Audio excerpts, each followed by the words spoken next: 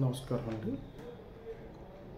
జనవరి 3వ తారీఖు అనగా ఈరోజు భారతదేశ సమాజంలో అలానే భారతీయ స్త్రీలు కూడా ఎంతో గుర్తుంచుకోదగిన రోజు.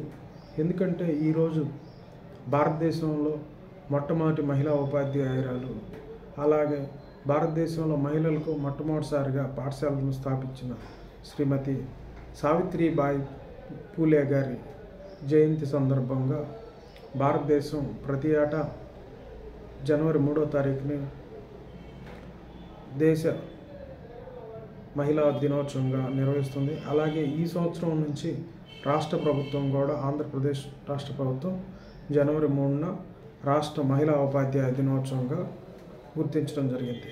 అయితే ఈ సందర్భంగా మహాత్మా జ్యోతిబా పూలే గారి భార్య అయిన శ్రీమతి సావిత్రిబాయి పూలే గారికి, అలాగే మహాత్మా జ్యోతిబాయి పూలే గారికి కేవలం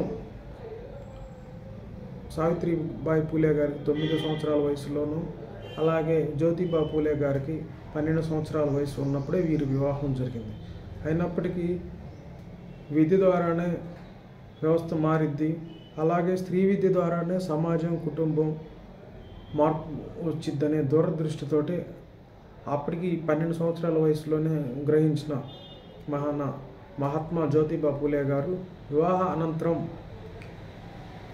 వారి భార్య అయిన సావిత్రిబాయి పూలే గారిని విద్యని అందించి వారే ఆవిడికి తొలి గురువుగా నిలిచారు.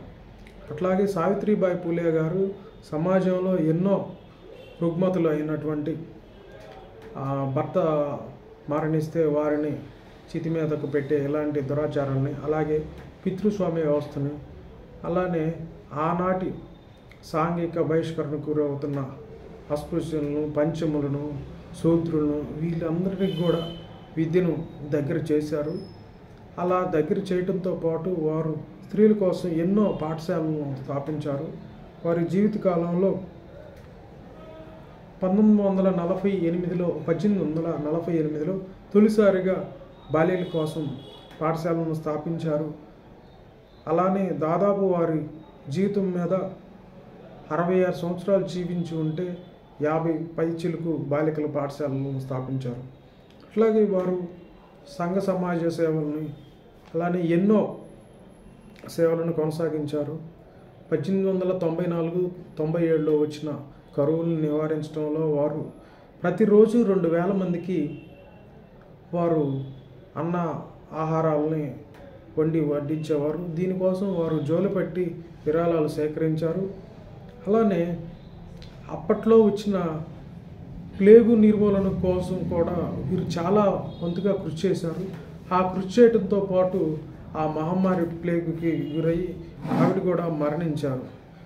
సో ఇట్లా వారి జీవితాన్ని దాదాపు ఒక 150 సంవత్సరాల కంటే ముందే త్యాగం చేసిన గొప్ప భారతీయ తొలి మహిళా ఉపాధ్యాయురాలైన మహాత్మా జ్యోతిబాయి పూలే గారి భార్య, అలానే భారతదేశం మహిళలందరికీ కూడా ఒక దిక్సూచిని సూచించిన శ్రీమతి సావిత్రిబాయి పూలే గారికి భారతదేశం నుంచి భారతరత్న అవార్డుని ఇవ్వటం ద్వారా భారతదేశంలో ఉన్న మహిళలందరిని కూడా వారు ఇంకా ముందుకు రాణించడానికి వీరు చాలా కృషిని గుర్తించాల్సింది.